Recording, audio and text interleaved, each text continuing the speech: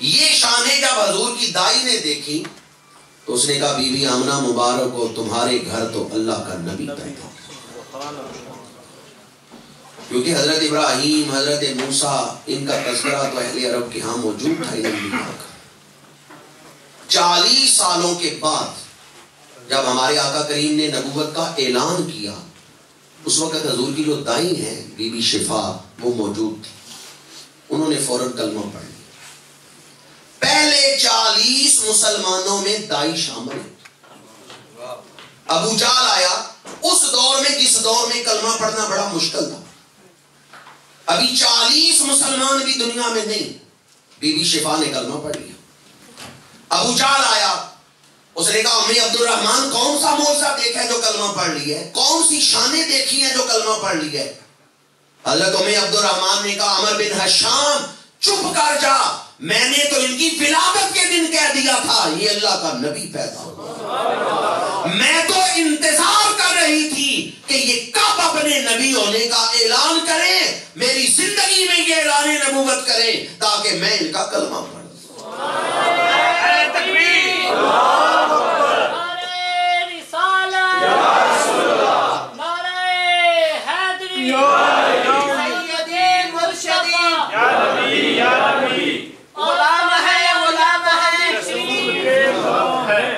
مجھے ایک دوست کہنے لگے ایک دن کا بچہ سجدہ کیسے کر سکتا ہے، ایک دن کا بچہ بول کیسے سکتا ہے کہ دعا مانگی رب حبلی امتی، ذہن نہیں مانتا کہ ایک دن کا بچہ سجدہ کرے، ایک دن کا بچہ بولے، یا ایک دن کا بچہ انگلی اٹھائے۔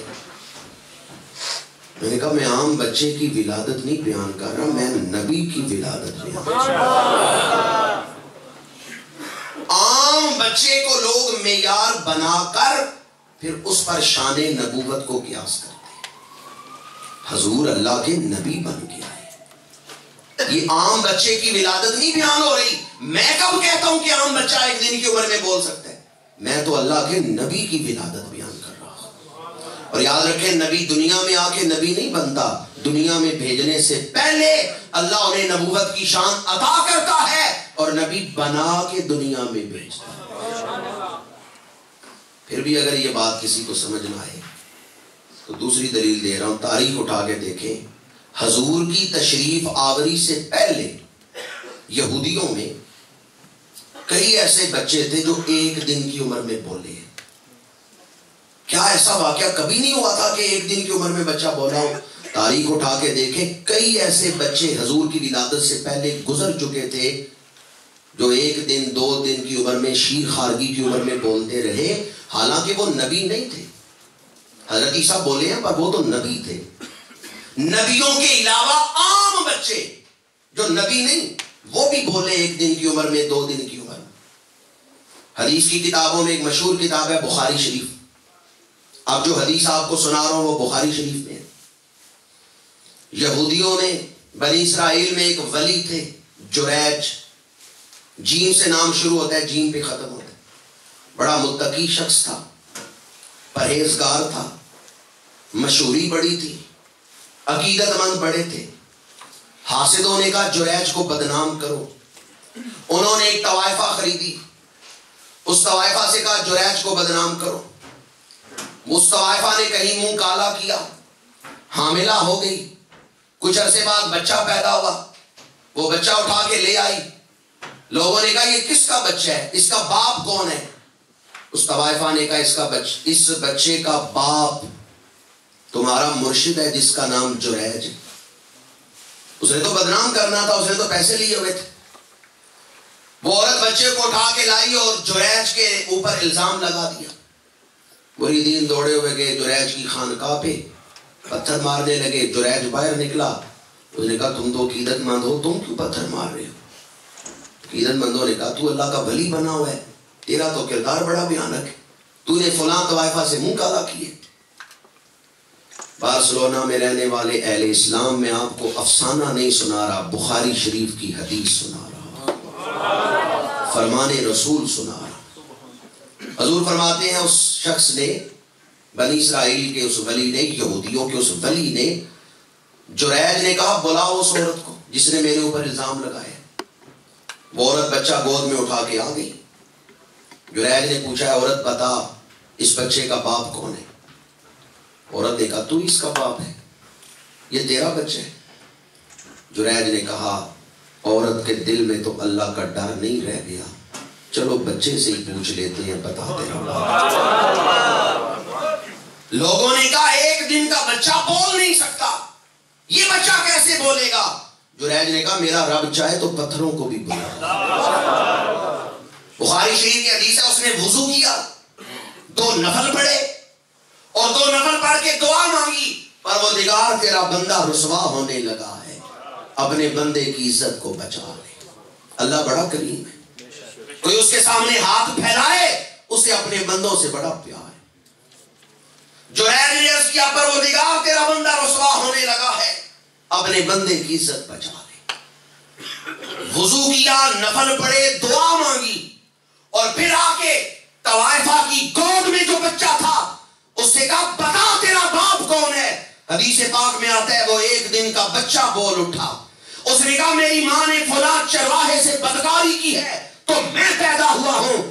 جہاں تک جریج کا تعلق ہے میں گواہی دیتا ہوں یہ اللہ کا ولی ہے, اس کا کردار پاکیزہ اور اعلیٰ ہے.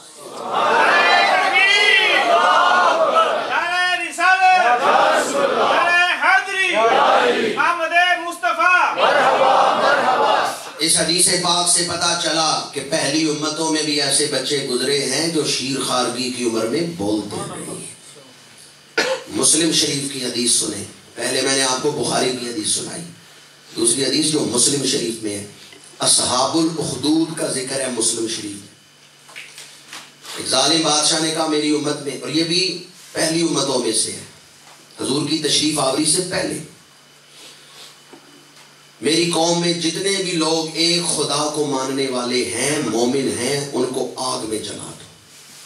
بادشاہ خود اپنی پوجا کرواتا تھا, بڑے بڑے آگ کے علاوہ بھڑکائے گئے, مسلمانوں کو پکڑ پکڑ کے آگ میں ڈال رہے ہیں. ایک مسلمان عورت نے چھاتی سے بچہ لگایا, اس کو دودھ پلا رہی ہے. بادشاہ کے سپاہی آئے, اس مومنہ عورت کی چھاتی سے بچے کو کھینچا, آگ میں پھینک دیا. پھر اس عورت کو پکڑا, اسے کھینچنے لگے. وہ عورت کہتی ہے مجھے آگ میں نہ ڈالو. اب مسلم شریف کی حدیث ہے, آگ میں جلتا ہوا شیر خار بچہ بول اٹھا. اس نے کہا یا امی انکی علی الحق, میری ماں تم حق پہ ہے, آگ میں آنے سے نہ ڈر.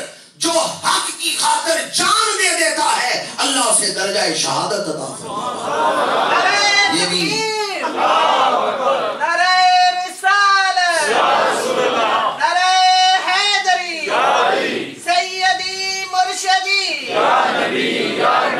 غلام ہے, غلام ہے, غلامی رسول میں قبول ہے. یہ بھی ایک شیر خار بچہ تھا جو چھوٹی عمر میں بولا ہے.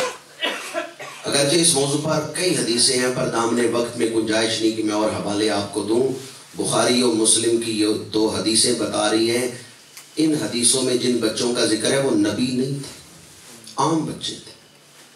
اگر پہلی امتوں میں عام بچے شیر خارگی کی عمر میں بول سکتے ہیں تو جو ختم نبوت کا تاج پہن کے آئے ہیں, جو نبیوں کے امام بن کے آئے ہیں, وہ نہیں ایک دن کی عمر میں بول سکتے. بس دل میں ایمان اور محبت کی ضرورت ہے. اعلیٰ حضرت نے تو اس کو اتنا تسلیم کیا ہے کہ پہلے سجدے پہ سلام پڑھتے ہیں, کہتے ہیں پہلے سجدے پہ روز ازل سے درود, یادگاری یہ امت پہ لاکھوں سلام. حضور کی تشریف آوری کے 2 مقاصد میں نے اب تک آپ کے سامنے بیان کیے, باقی تو ساری ان کی تشریح تھی. ایک تو دنیا انسانیت سے ہٹ کے ظلم کے راستے پہ چل رہی تھی, اللہ کے رسول تشریف لائے اور انسانیت کا درس دیا. دوسرا مقصد حضور حقیقت تک پہنچانے آئے, دھوکے سے بچانے آئے, اور آپ نے کفر و شرک سے دنیا کو نکال کے خدائے واحد کے آگے جھکا دیا. تیسرا مقصد حضور کی تشریف آوری کا, یہ حدیث موطا شریف میں ہے, امام مالک انہوں نے یہ حدیث کی کتاب لکھی ہے الموطا. اس میں حدیث مبارکہ حضور نے خود اپنی آمد کا مقصد بیان کیا. بوئستو لأتمم حسن الاخلاق. فرمایا میں دنیا کو اچھے اخلاق سکھانے کے لیے بھیجا گیا. بوئستو میں بھیجا گیا ہوں لأتمم تاکہ میں مکمل کروں حسن الاخلاق اخلاق کے حسن کو. اب آئیں یہ شان بھی ولادت اور بچپن کے حوالے سے دیکھیں کہ حضور نے دنیا کو اخلاق کیا سکھائے. عرب میں رواج تھا دائیاں دیہاتی علاقوں سے شہر میں آتی،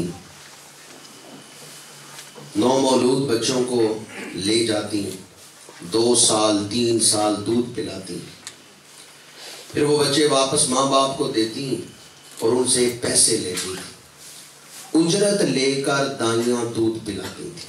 وہاں عرب میں یہ رواج تھا. تو جو دائیاں اجرت لے کے دودھ پلاتی تھیں وہ بچوں سے پیار نہیں کرتی تھی. اپنی ڈیوٹی پوری دیتی تھی کہ بچوں کی تربیت کرتی، پرورش کرتی، لیکن پیار نہیں کرتی تھی، اس لیے کہ بچہ اپنا نہیں، بچہ غیر ہے. تو غیر بچے سے کون پیار کرے؟ اور دوسرا سبب یہ بھی تھا کہ ان دائیوں کو پتا تھا اس بچے کو ہم نے واپس کرنا ہے. اگر ہمیں اس بچے سے محبت ہو گئی تو پھر واپس کرنا مشکل ہوگا، کیونکہ جس چیز سے محبت ہو جائے اسے اپنے آپ سے جدا کرنا مشکل ہوگا. تو دائیاں پھر اس بچے سے پیار نہیں کرتی تھی کیونکہ ہم نے بچہ واپس کرنا. اگر ہمیں اس بچے سے پیار ہو گیا تو واپس کرنا مشکل ہوگا. پر حضرت حلیمہ سعدیہ فرماتی ہیں میں جب اس حجرے میں داخل ہوئی جس میں اللہ کے رسول اپنی والدہ کے پہلو میں لیٹے ہوئے تھے، میں نے حضور کے چہرے سے چادر ہٹائی، پہلی نظر حضور کے چہرے پر پڑی، مجھے حضور سے پیار ہو. اتنا سونا بچہ تو میں نے آج تک نہیں دیکھا تھا. یوں لگا ننھی ننھی مٹھیوں میں حضور نے میرا دل بھیج لیا. بی بی حلیمہ فرماتی ہیں میں نے حضور کو اٹھایا، دوڑ کے باہر نکلی. باہر ان کے خامد حارث کھڑے تھے. کہا حارث دیکھو کتنا سونا بچہ ہے، میں نے آج تک اتنا سونا بچہ نہیں دیکھا. اے حارث کبھی تم نے اتنا سونا بچہ دیکھا ہے؟ حارث کہنے لگے حلیمہ تو سچ کہتی ہے، میں نے بھی اتنا سونا بچہ آج تک نہیں دیکھا. دونوں میاں بیوی یہی کہہ رہے ہیں. میں نے جب یہ روایت پڑھی تو سوچنے لگا ادھر حریم کبریا سے صدا آ رہی ہوگی اے حلیمہ تو اتنا سونا بچہ کیسے دیکھتی؟ اتنا سونا تو بنانے والے نے آج تک بنایا نہیں. دیکھتی تو تب اگر کسی اور کو بھی اتنا سونا بنایا ہوتا. بنانے والے نے تو اتنا سونا کسی اور کو سب سے اولا و اعلیٰ، سب سے بالا و والا. حضرت حلیمہ سعدیہ اندر آئی. حضرت آمنہ سے پوچھا کیا میں آپ کے بیٹے کو دودھ پلا سکتی ہوں؟ اجازت مانگی. حضرت بی بی آمنہ نے اجازت دی. اب وہ اخلاق کہ حضور نے ماں کی گود سے دنیا کو کیا اخلاق سکھائے. حضرت حلیمہ سعدیہ کہتی ہیں میں نے دائیں پستان سے دودھ پلایا، حضور نے دودھ نوش جاں فرمایا. دوسری طرف سے میں نے دودھ پلانا چاہا، حضور نے منہ پھیر لیا. حضور کے ایک ردائی بھائی بھی تھے جن کی عمر تھی دودھ پینے کی. حضور نے ماں کی گود سے دنیا کو یہ پیغام دیا ہے دوسروں کا حق پہچانو، دوسروں کا حق انہیں دو. حضور نے دوسروں کا حق پہچاننے کا درس اخلاق ماں کی گود سے دنیا کو یہ سکھا دی کہ دوسروں کا حق پہچانو اور دوسروں کا حق ان کو دو. جب حضرت حلیمہ سعدیہ حضور کو دودھ پلا رہی تھی اس وقت ان کی عمر تھی 30 برس. کتنی عمر تھی؟ 30 برس. 30 سال عمر تھی حضرت حلیمہ سعدیہ کی جب وہ حضور کو دودھ پلا رہی ہیں. 60 سالوں کے بعد جب ان کی عمر ہوئی 90 سال وہ مدینہ منورہ آئی ہیں حضور سے ملاقات. کچھ عرصے بعد ہمارے آقا کریم کا جب وصال ہوا 63 سال کی عمر میں تو حضرت حلیمہ سعدیہ اس وقت موجود تھی. حضرت سیدنا صدیق اکبر کا دور حکومت، حضرت صدیق اکبر کا وصال ہو گیا، حضرت حلیمہ سعدیہ بھی موجود۔ حضرت حلیمہ سعدیہ کا وصال حضرت فاروق اعظم کے دور میں 100 سال کے قریب عمر ہوئی ہے حضرت حلیمہ سعدیہ، اور آخری عمر انہوں نے مدینہ منورہ میں گزاری۔ ان کی قبر شریف جنت البقیع میں موجود۔ آخری عمر میں جب وہ بڑھاپے میں تھی اور مدینہ منورہ کے ٹھہری ہیں تو جوان صحابہ حضرت حلیمہ کے پاس آ کے بیٹھتے، بلکہ ایک روایت میں آتا ہے کہ ایک دن کچھ جوان صحابہ آئے، مائی صاحبہ ہم آپ کی دعوت کرنا چاہتے ہیں، ہمارے ساتھ چلیں۔ حضرت حلیمہ سعدیہ ان کے ساتھ چل پڑی۔ ایک صحابی نے اپنے سر سے دستار اتاری، امامہ شریف اتارا، اسے کھول کے زمین پہ بچھایا، مائی صاحبہ اس پر بیٹھ جائیں۔ حضرت حلیمہ سعدیہ بیٹھ گئی، صحابہ گول دائرے میں ارد گرد بیٹھ گئے۔ ایک صحابی کہتے ہیں میری عمر 18 سال ہے، کہتے ہیں میری عمر 25 سال ہے، کہتے ہیں میری عمر 22 سال ہے، ہم نے حضور کا بچپن نہیں دیکھا، اور آپ نے بچپن میں ہمارے آقا کی خدمت کی ہے، ذرا ہمارے آقا کا بچپن تو بیان کریں۔ بی بی حلیمہ سعدیہ مدینہ شریف بیٹھ کے بیان کر رہی ہیں، صحابہ سن رہے ہیں، مدینے میں محفل میلاد ہو رہی ہے۔ آج کوئی بڑے سے بڑا خطیب بیان کرے تو کتابوں سے پڑھ کے بیان کرے گا، پر حلیمہ سعدیہ کتابیں دیکھ کے نہیں بیان کر رہی، وہ تو آپ بیتی سنا رہی کہ میرے گھر میں کیا واقعات ہوئے ہیں۔ ایک صحابی پوچھتے ہیں مائی صاحبہ کبھی ہمارے نبی نے کپڑوں میں بھی بول مبارک کیے، جس طرح بچے کپڑوں میں پیشاب کر دیتے ہیں، بستر پہ پیشاب کر دیتے ہیں؟ حضرت حلیمہ سعدیہ فرماتی ہیں نہیں، حضور نے کبھی کپڑوں میں بول مبارک نہیں کی، وقت مقرر تھے، ان وقتوں میں میں بول کروا دیتی تھی، آپ نے کبھی کپڑوں میں بول مبارک نہیں کی۔ نبی ماں کی گود میں بھی ہو پاکیزگی کو پسند کرتا ہے، نبی ماں کی گود میں بھی ہو طہارت کو پسند کرتا ہے۔ اور قرآن و حدیث پڑھ کے دیکھیں ہمارے آقا کریم نے کس طرح